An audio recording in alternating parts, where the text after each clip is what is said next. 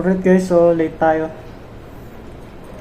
And the good thing is, ako na naman mag-isa ngayon na mag-duty sa umaga. Dahil merong emergency na pinuntahan ng ating kasama na sa Ate Wing. Hindi nyo pa naman yun nakita sa camera. Kaya okay lang pangalanan ko siya. So today is gym day. Magkatrapaho lang tayo for this 8 hours. Na tayo pupunta na sa gym.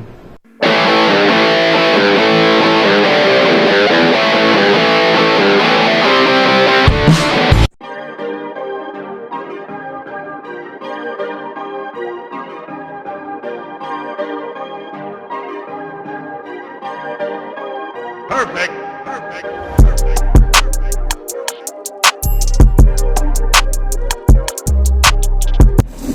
Okay guys, itlog. Yung pinaka hindi natin pwedeng kalimutan. Since gym day ngayon, ito ang mga tips na sinasuggest sa atin na huwag natin kakalimutan mag-itlog dahil kailangan natin ng protein. Kaya tayo nag-itlog.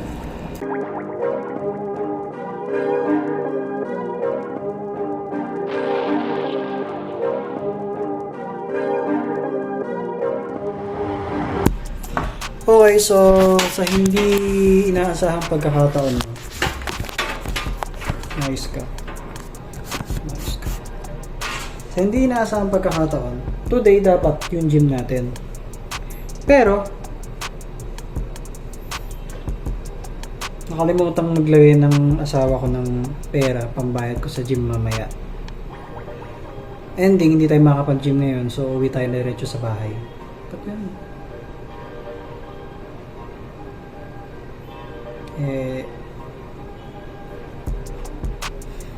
So yun, uwi talaga tayo.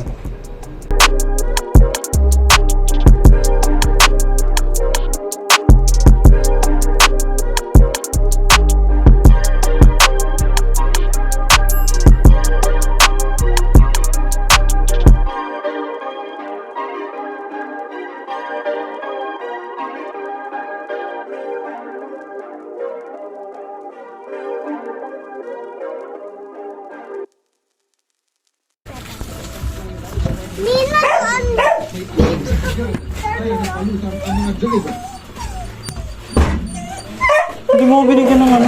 Drivers pumawalan sa MMDA. Sinabi naman ito kay MMDA Chair Don Arquez, hindi siya sakay Ang gym. pero namin Akala ko kasi may sobra pa din. driver ni Senator Bong Revilla na sa first lane. Ngayon po, susot sa driver na yan, kaya suspendido si Hindi ako ma-absent eh. At dahil hindi nga tayo nakapag-gym ngayong araw, no? Wala tayong magagawa kundi tanggapin na lang yung katotohanan at bumawi sa darating na Sabado. Hirap talaga pag absent. Nalululong na kasi ako sa pag-gym eh. So, kung makikita nyo naman siguro, mukhang parang nagre-resulta naman yung mga pinagagawa natin. No? And apparently, pangalawang topic natin today, nag-usap kasi kami ng asawa ko na kailangan kong magkaroon ng allowance every cut-off. Actually, allowance ba tawag dun? So, kailangan ko nang i-divide yung sahod ko na meron na ako makukuha na sa akin na. At bahala na ako doon kung paano ko siya gagastusin for the entire cut-off. Na? For 15 days. So, sumasahod po kasi ako ng 15 at katapusan ng buwan. So, napag-usapan namin na every time nasasahod ako, yung 20% ng kinikita ko na ibinibigay ko sa kanya na wini-withdraw niya kasi dahil nasa kanya ATM niya, wala akong magawa eh. Pero ano ko naman yun, choice ko naman yun. So dahil nasa kanyang ATM, sabi ko, yung 20% every cut off o every sahod, bibigay niya na sa akin. At kung magkano man yung 20% na yun, depende sa amount ng sahod ko, yun yung pagkakasyahin ko sa loob ng isang cut off. So, ibig sabihin, kung kumikita ako ng 3,000 per cut-off times 20%, meron akong 600 pesos sa loob ng isang cut-off. Paano mo pagkakasyahin yung 600 din? So, yun, depende sa akin yun guys kung paano ko siya lalaruin. Dito na kasi papasok yung mga natutunan natin sa pagbabasa ng libro, no? Mga rich dad, poor dad na yan. No? Diyan natin ma-apply yan. Kung epektibo ba yan. So, kung paano natin papaikutin yung pera, no? So, ayun. Actually, today is November 16. At starting today, yun na yung gagawin natin na routine na kailangan pagkasyahin natin sa loob ng 15 days yung pera na yun. And the last thing na ating pag-uusapan ngayon, dahil Thursday ngayon, which is ang napag-usapan natin nung episode 1, na every Thursday meron akong gagawin na tutorial. And our tutorial for today is kung mapapansin nyo, na every time na nagla-live ako ng Monday, paano ko nagagawa na makuhanan yun sa computer, as in sabay-sabay. So sa computer, ang ginagamit natin na live streaming app or recording app para dun sa mismong Windows, no, is yung OBS Studio. So si OBS Studio, pwede nyo siyang gamitin sa mga live streaming, tulad sa mga church, sa, halimbawa, naglalaro kayo, pwede nyo siyang gamitin. So, ayun ang tatalakayin natin for today. Actually, wala naman talaga akong content dapat na tutorial eh. Nag-isip lang talaga ako ngayon eh. Anyway, so moving on. So, kung ikaw ay wala pang OBS Studio sa loob ng PC mo, no, magbukas ka ng Google Chrome at i-type mo OBS Studio. So, ayan. Papupuntahin ka nyan sa obsproject.com. So, click mo lang yan. So, ang gagawin natin dito is magda-download tayo ng OBS Studio application sa PC mo. So, ito open to sa lahat ng operating system, no? Mapa Windows man yan or Macintosh or Linux.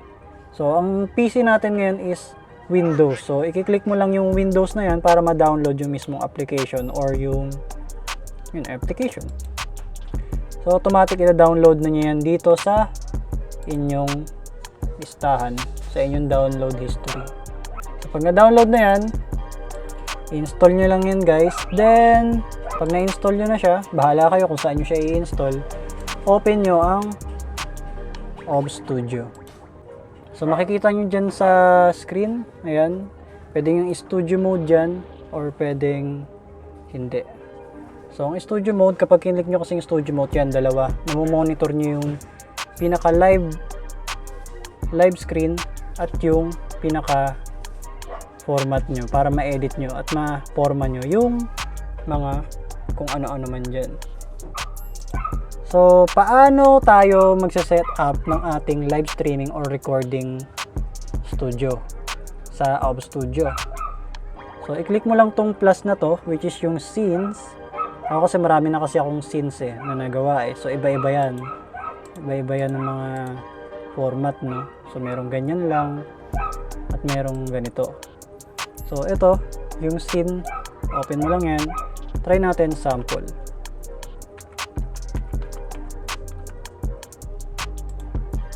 So, pag na-sample mo na yan, dito na papasok yung sources naman. Sa sources, marami kang pagpipilian dyan. Application, audio capture, audio input, marami yan, guys. As in, marami. So, kung ikaw ay isang live streamer, no? Halimbawa, maglalaro ka. O, kagaya nung ginagawa ko na live stream na magre-review ng mga content. So, ang ginagawa ko, iisa-isahin ko yan. So, ano ba ang kailangan ko sa studio na yon? Kailangan ko syempre ng audio input, which is yung microphone. So, i-click ko lang yan at papasok na yan dito. Mic. So, bahala ka na kung gusto mong i-rename o kung ano man. Pwede naman, copy mo lang yung mga existing. Okay? So, pwede kong gawin dito existing. Ayan. So, meron tayong audio input. To bahala ka. Anong gusto mong mic na gamitin mo. Depende sa nakasaksak sa'yo. Nasa iyan. Sunod naman. Yung audio output. Si audio output, ito kung ano man yung nakasaksa sa computer mo o sa laptop mo. Either headset or headphone or speaker. So, sa akin kasi headset ako. So, ayan. So, pwede ko sigurong gamitin yung nakasaksak na.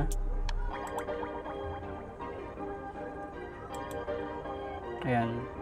So, dito lalabas yung monitor niyan. So pag kinlik ko to, kung may nakikita kanya, yung audio input ayan gumagalaw yung dahil sa boses ko. Yung sa audio output, ito yan. Pag kinlik ko yung sa volume, ayan, nakikita nyo ba yan?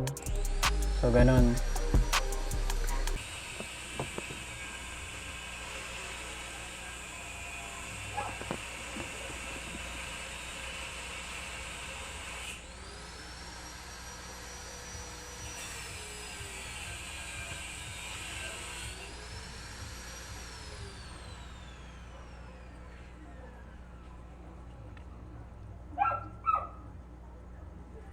Kung hindi aso, gumagawa ng gabi na eh.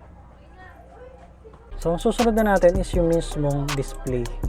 Pwede mo rin i-add yung mga existing na tulad nito.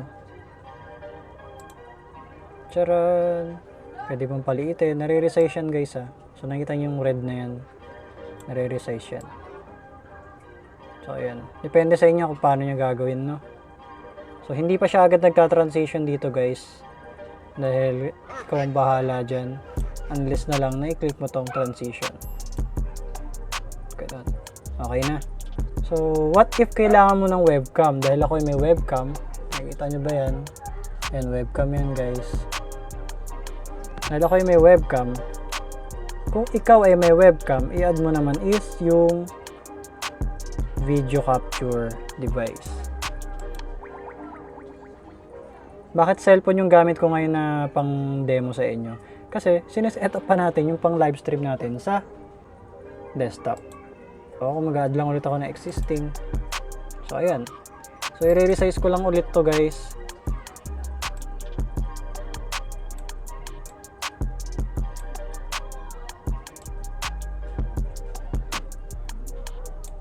So depende sa'yo kung gaano kalaki no guys. Nasa yan.